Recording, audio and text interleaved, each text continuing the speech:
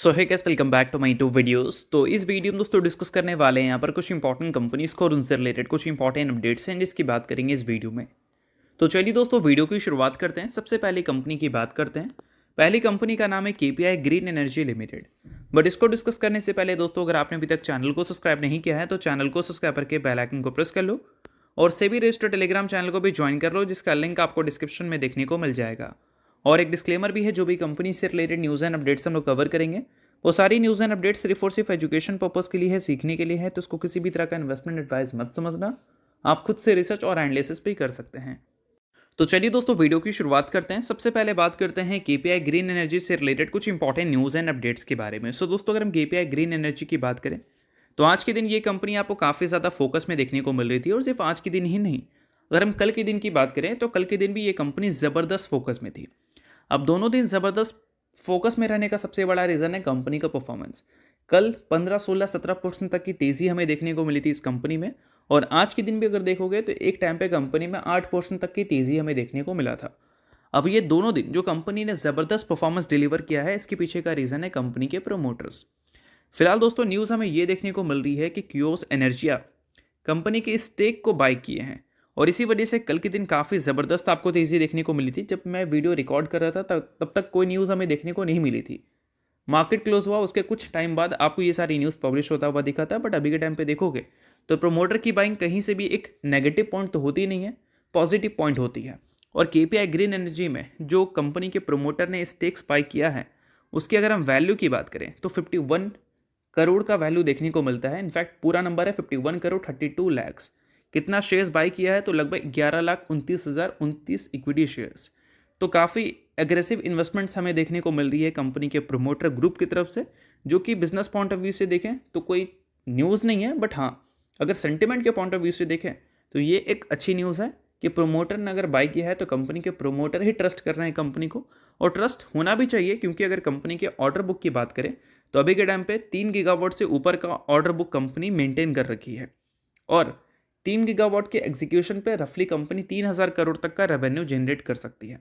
1 megawatt के execution पे company को 1 करोड़ का रेवेन्यू मिलता है, और 1 गीगावाट की अगर हम बात करें तो उसमें 1000 मेगावाट होता है। तो 3 गीगावाट में सिंपली 3,000 मेगावाट, और 1 गीगावाट की एग्जीक्यूशन पे 1000 करोड़ कंपनी अगर रेवेन्यू ले रही है तो 3 गीगावाट की एग्जीक्यूशन पे 3,000 करोड़ तक का रेवेन्यू लेगी।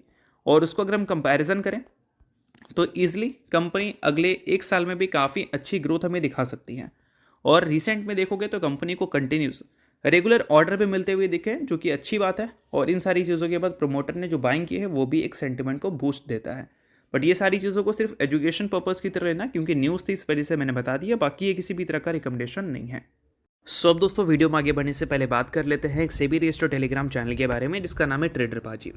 अब ये सेबी रजिस्टर्ड रिसर्च एनालिस्ट हैं, जिनका रजिस्ट्रेशन नंबर आपको यहाँ पर देखने को मिलता है, और इनको 8 साल से भी ज़्यादा का एक्सपीरियंस है ऑप्शन एंड स्विंग ट्रेडिंग में। साथ में 3,000 से भी ज़्यादा लोगों को ऑलरेडी ये ट्रेन कर चुके हैं। तो इनके टेलीग्राम चैनल का जो लिंक है वो आपको डिस्क्रिप्शन में देखने को मिल जाएगा। लिंक के थ्रू जाकर जरूर इस चैनल को आप ज्वाइन कर लेना। ज्वाइन करने का सबसे बड़ा प्लस पॉइंट ये है कि काफ़ी सारी कंपनी के टेक्निकल्स को प्रॉपर एनालिसिस कर यहाँ अपडेट किया जाता है, जो कि अभी आपको यूट्यूब पे तो देखने को नहीं मिलता, जिसको आप यहाँ पर आकर ज़रूर चेकआउट कर सकते हैं। उसके अलावा दोस्तों मार्केट से रिलेटेड जो समरी होती हैं वो सारी चीज़ें आपको यहाँ पर देखने को मिलती हैं। मार्केट से रिलेटेड जो इंपॉर्टेंट न्यूज़ एंड अपडेट्स होता है वो भी आपको यहाँ पर देखने को मिलता है। साथ में सेबी रजिस्टर्ड टेलीग्राम चैनल है, तो इनके कॉल्स वगैरह भी दिखते हैं, जिसको भी चाहो तो आप चेकआउट कर सकते हो। तो लिंक डिस्क्रिप्शन में है, लिंक के थ्रू जाकर बिल्कुल फ्री ऑफ कॉस्ट आप इस टेलीग्राम चैनल को ज्वाइन कर सकते हैं। तो चलिए दोस्तों बात करते हैं अब अगली कंपनी के बारे में। सो अगली कंपनी का नाम है दोस्तों बीएससी लिमिटेड। सो दोस्तों अगर हम आज के दिन की बात करें तो ये कंपनी आपको काफ़ी ज़्यादा फोकस में देखने को मिली थी। इसके पीछे का सबसे बड़ा रीज़न है कंपनी का परफॉर्मेंस, और कंपनी के परफॉर्मेंस का सबसे बड़ा रीज़न है मार्केट। आज के दिन मार्केट की परफॉर्मेंस काफ़ी सही देखने को मिली, और ये कंपनी का बिजनेस ही मार्केट में होता है। तो ऑब्वियस सी बात है, जब मार्केट अच्छा करेगी तो ये कंपनी का बिजनेस भी अच्छा करेगा, और इस वजह से आज के दिन बीएससी की परफॉर्मेंस भी हमें अच्छी देखने को मिली थी। और बीएससी की परफॉर्मेंस आज के दिन तो अच्छी देखने को मिली, बट अगर हम बात करें पिछले 3 से 4 क्वार्टर के बारे में तो वहाँ पर भी कंपनी ने काफ़ी अच्छा बिजनेस परफॉर्मेंस डिलीवर किया है। लास्ट क्वार्टर में ग्रोथ कंपनी का ईयर ऑन ईयर बेसिस पर स्लो हुआ था, 31% की रेवेन्यू ग्रोथ कंपनी ने दिखाई थी। बट एक्सपेक्टेशंस के हिसाब से देखें तो ये नंबर हमें बेटर ही देखने को मिल रहा था। और उससे पहले भी अगर देखोगे तो कंपनी ने कंसिस्टेंट डबल डिजिट की अच्छी ग्रोथ रिपोर्ट की है। अब दोस्तों ये जो सारी चीज़ें हैं, लाइक रेवेन्यू की बात करें, प्रॉफिट की बात करें, ये सभी चीज़ें डिपेंड करती है कंपनी के टर्नओवर्स कैसे हैं। और वो टर्नओवर मल्टीपल सेगमेंट्स के आपको देखने पड़ेंगे, बट जो कंपनी का सबसे ज़्यादा रेवेन्यू देता है उसके टर्नओवर्स को अगर आप देखोगे तो उससे आपको पता चलेगा कि कंपनी के नंबर्स आगे चलकर या फिर अभी के टाइम पे हमें कैसे देखने को मिल सकते हैं। अब देखो दोस्तों, आप सभी को पता है Q3 का अगर हम बात करें तो उसका आज के दिन लास्ट दिन है, ठीक है, यानी कि बोल सकते हैं अक्टूबर, नवंबर, दिसंबर ये पीरियड होता है Q3 का। और आज 31 दिसंबर है, तो ऑब्वियस सी बात है कि Q3 आज के दिन कंप्लीट हो जाएगा। तो आज के बाद आपको जो भी टर्नओवर्स देखने को मिलेंगे वो Q4 के देखने को मिलेंगे। और अभी के टाइम पे जो हमारे पास डेटा है Q3 का, उस डेटा के हिसाब से हम क्या अगले क्वार्टर में यानी कि Q3 के रिजल्ट में कंपनी के रेवेन्यू से ईयर ऑन ईयर बेसिस पे कितनी ग्रोथ उम्मीद लगाकर चल सकते हैं उसको समझेंगे। सो देखो दोस्तों, आपको यहाँ पर चीज़ें डिटेल में देखने को मिलेगी। पहले आपको अक्टूबर का मैं डेटा दिखा देता हूँ। तो देखो, मैंने यहाँ पर ओपन कर रखा है average daily options premium turnover. अक्टूबर के महीने में 20,496 करोड़ का पर डे का टर्नओवर्स आपको देखने को मिल रहा था। 21 ट्रेडिंग सेशन थी। उसके बाद नवंबर का महीना 19 ट्रेडिंग सेशन रहा, बट एवरेज अगर देखोगे तो गिरकर 19,000 पे आ गया। दिसंबर का महीना स्टार्टिंग में काफ़ी ज़बरदस्त परफॉर्म कर रहा था। ये नंबर 20,000 करोड़ के ऊपर भी गया था, 22,000 करोड़ तक भी गया था। बट अब अगर एवरेज देखोगे तो वो 18,400 के आसपास आ चुका है, यानी कि एवरेज गिरा है। बट ठीक है, ये नंबर को अगर हम कंपैरिजन करें Q2 से तो ऑब्वियस सी बात है ये नंबर आपको ज़्यादा दिख रही है। तो ज़्यादा दिख रही है तो सिंपल सी बात है कि Q2 को Q3 से हम कंपैरिजन करें तो Q3 में इस बार कंपनी के ग्रोथ अच्छे आ सकते हैं Q2 के कंपैरिजन में, ठीक है। अब सबसे इंपॉर्टेंट सवाल, पिछले साल के जो डेटा थे वो कैसे थे। तो पिछले साल की अगर आप दिसंबर महीने का डेटा देखोगे तो यहाँ पर आपको देखने को मिलता है 8,952 करोड़।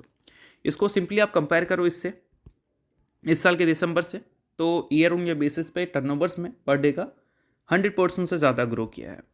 और अगर हम बात करें नवंबर के बारे में तो 8,200 करोड़ का नंबर था वो, और इस बार देखोगे नवंबर में तो 19,000 करोड़ का था, यानी कि इसमें भी 100% से ज़्यादा की ग्रोथ है। और अक्टूबर की बात करें तो 9,000 करोड़ था पिछले साल, और इस बार ये नंबर 20,000 करोड़ का ऊपर है। तो ये सिंपल से बात है कि हर मंथ को अगर हम कंपैरिजन करें पिछले साल के हर मंथ से, तो इस बार 100% से ज़्यादा की ग्रोथ हमें देखने को मिल रही है पर डे के एवरेज टर्नओवर में, ठीक है। तो इससे हमें क्या पता चलता है, इससे सिंपली हमें ये पता चलता है कि आने वाले quarterly result year on year basis पे कंपनी को चैलेंज नहीं कर पाएंगे। ईयर ऑन ईयर बेसिस पे कंपनी के नंबर अच्छे आने की पॉसिबिलिटीज़ हैं। Q1Q बेसिस पे हो सकता है कि कंपनी ग्रोथ बहुत ज़्यादा इंप्रेसिव रिपोर्ट ना करे ईयर ऑन ईयर बेसिस के कंपैरिजन में, बट हाँ Q1Q बेसिस पे भी आपको अब बोल सकते हैं ईयर ऑन ईयर बेसिस जैसी परफॉर्मेंस दिख सकती है। बट वो परफॉर्मेंस काफ़ी बड़ा डिफरेंस में होगा, क्योंकि डबल डिजिट की ग्रोथ दोनों में आ सकता है। ईयर ऑन ईयर बेसिस पे ट्रिपल डिजिट की ग्रोथ की भी पॉसिबिलिटीज़ है, इस चीज़ को भी ध्यान में रखना। तो ये सारी चीज़ें काफ़ी इंपॉर्टेंट है। अगर आप BSE के इन्वेस्टर हैं तो डेफिनेटली ये सारी चीज़ों को नोट करो। बाकी इसके अलावा दोस्तों, अगर आपने अभी तक सेबी रजिस्टर्ड टेलीग्राम चैनल को ज्वाइन नहीं किया है तो उसको जाकर डेफिनेटली ज्वाइन कर लेना, क्योंकि ये सारी डेटा मैं आपको वहाँ पर भी शेयर करता हूँ जो कि आपके लिए काफ़ी ज़्यादा यूजफुल होता है। साथ में दोस्तों, सेबी रजिस्टर्ड टेलीग्राम चैनल है तो इनके कॉल्स वगैरह भी दिखते हैं। कंपनी के टेक्निकल्स को प्रॉपर एनालिसिस कर भी अपडेट किया जाता है, जो कि अभी के टाइम पे आपको यूट्यूब पे देखने को नहीं मिलता। तो वो सारी चीज़ों को भी आप चेकआउट कर सकते हो। तो लिंक आपको डिस्क्रिप्शन में दिख जाएगा, लिंक के थ्रू जाकर चैनल को डेफिनेटली ज्वाइन कर लेना। तो चलिए दोस्तों, बात करते हैं अब अगली कंपनी के बारे में। सो अगली कंपनी का नाम है IRFC, यानी कि Indian railway finance corporation limited. So दोस्तों, आप सभी को पता है कि IRFC का बिजनेस काफ़ी कमाल का है, और बिजनेस की अगर हम डिपेंडेंसी की बात करें तो वो कंप्लीट अभी हमें रेलवे सेक्टर में ही देखने को मिल रहा है। और रेलवे सेक्टर में कंपनी अगर डिपेंडेंट है तो ऑब्वियस सी बात है रेलवे सेक्टर से रिलेटेड कोई भी न्यूज़ आएगी तो कंपनी रिएक्ट करेगी।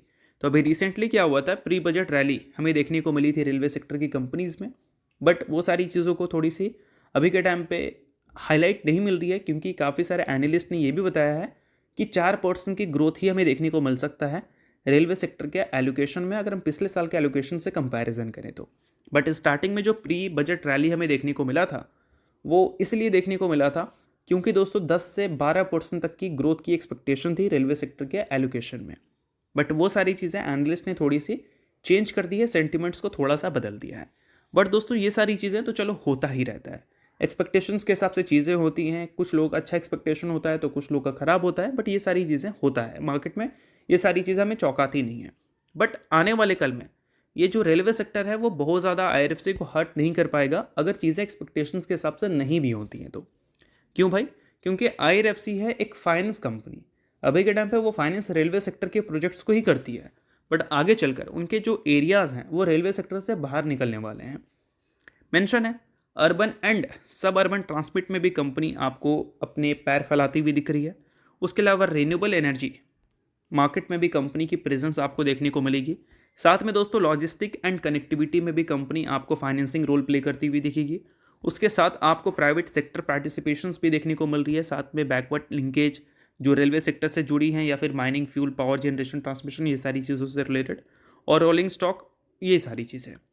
तो ऑब्वियस सी बात है कि अगर कंपनी अपने रेलवे सेक्टर के अलावा बाकी एरियाज़ में भी अगर काम करे तो रेलवे सेक्टर अगर मान लो अच्छा करता है तो कंपनी के लिए तो सही बात होगी। बट रेलवे सेक्टर से अगर मार्केट की एक्सपेक्टेशन कुछ खास नहीं भी है तो बाकी एरियाज़ कंपनी को अच्छा बिजनेस दे सकती हैं। तो ये सारी चीज़ें IRFC के फ्यूचर प्लानिंग्स का पार्ट हमें दिख रही हैं। तो ये सारी चीज़ों को डेफिनेटली नोट कर सकते हो आप, क्योंकि काफ़ी इंपॉर्टेंट है। तो चलिए अब बात करते हैं अगली कंपनी के बारे में, जिसका नाम है दोस्तों ओरिएंट टेक्नोलॉजीज़। आज के दिन तो कंपनी ने ज़बरदस्त परफॉर्मेंस डिलीवर किया, 15% तक की तेज़ी देखने को मिली, क्योंकि भाई कंपनी ने रिकॉर्ड डेट सेट कर दिया है बोनस का। कंपनी ने रिसेंटली बताया था कि 1:10 की रेशियो में हम बोनस दे रहे हैं, जिसमें हर 10 शेयर के बदले कंपनी 1 शेयर अपने इन्वेस्टर्स को देगी बोनस के तौर पर। अब इसका रिकॉर्ड डेट कंपनी ने सेट किया है 5 जनवरी का। सो अगर आप इस कंपनी के शेयर होल्डर हैं तो बेशक इस न्यूज़ को नोट कर सकते हो। शेयर होल्डर नहीं हो आप इग्नोर कर सकते हो। न्यूज़ थी इस वजह से मैंने बता दिया, बाकी ये किसी भी तरह का रिकमेंडेशन नहीं है। तो होप करता हूँ ये वीडियो आपको अच्छा लगा होगा। लाइक कीजिए, परिवार सब्सक्राइब कीजिए। वीडियो के लिए बहुत बहुत शुक्रिया।